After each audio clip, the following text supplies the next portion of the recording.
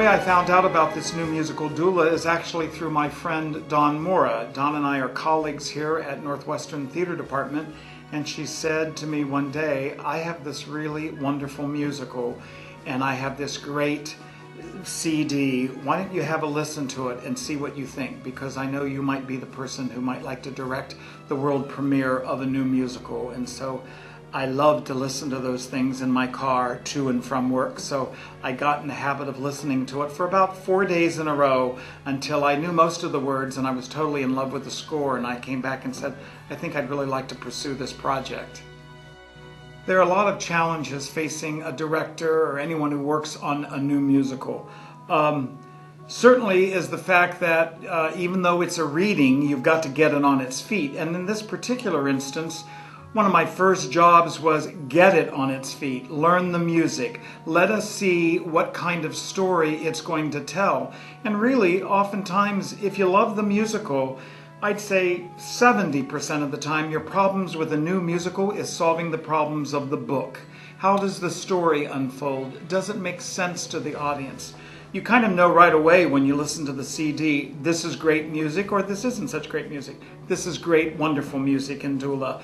But the book was kind of unknown. We looked at it and I felt it was awfully cinematic. There are many, many scenes. And so in order for me to do this reading, the challenge was condense it so it tells the simplest story so the audience can appreciate the music and appreciate the wonderful characterizations that Paul Elliott has given us in the libretto. When you're doing a work like this in a workshop situation, time. I only have so many hours, and I'm a little shocked that I would say that this first time out, we've had 4 hours a week for 6 weeks. A total of 24 hours in which to learn this enormous score and to be familiar enough with the text that I can make sense of it on its feet, even in a reading. So I had to be able to time myself so I know that by the time I get to the end, I'll be able to put it on its feet, know the music, and kind of look like we know what we're doing. Casting the show was quite interesting because we have tackled Dula as the summer project of a class that Dawn Moore is teaching. So I didn't go through a normal process of casting the show. There were a few students that I asked to participate, but otherwise I said, who wants to be involved in this new first time ever project of putting on a new musical? And I got 20 takers for the offer.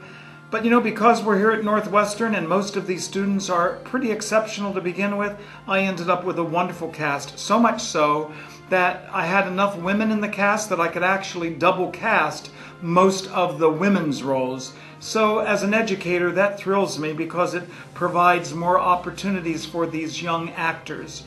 There is no doubt that the interesting fact about Dula is, of course, that it is based on an historical character, a legendary historical character, whose name actually was Tom Dooley. And if you lived through the 60s and 70s the way I did, you know that one of our most popular songs was Hang Down Your Head, Tom Dooley. And it was about one of the great crimes of passion that was involved with a young man named Tom Dooley who was accused of murdering this young woman, Laura Foster, as our play tells us her name is. But the interesting element about it, and what Paul has created and Jeannie has created, is this interesting love triangle. It wasn't just that Laura Foster was in love with this man, but Tom Dooley was in love with Ann Melton, as well as the fact that a young girl named Pauline, from the time they were childhood friends, was madly in love with this man. And how this all culminates in a story of murder and wrongly accused Tom Dooley is part of the wonderful invention in this music. And I especially find that by the time we get to the end of the musical, there are so many discoveries that we make that really make it kind of a kind of, what's the word, finger-biting event until we get to the very end. What is interesting and what we're still discovering, it's not just a love story. There's a lot of things going on other than Tom Dooley and the 3 women who loved him, but the whole sense of prejudice and hatred as we see depicted from a really bitter and rather semi-monstrous sergeant from the North who is out to get Tom Dooley and has such hatred for anything Southern, from bigoted judges from the South who come down to convict him no matter what, because he was meant to be hung because of their opinion of what the South was to them. So there are many elements, the whole sense of unbelievable love and dedication of a mother who's lost 2 sons to the war and a husband. There, I think, are many, many elements, and quite frankly, our first time doing this is a time of discovery for us.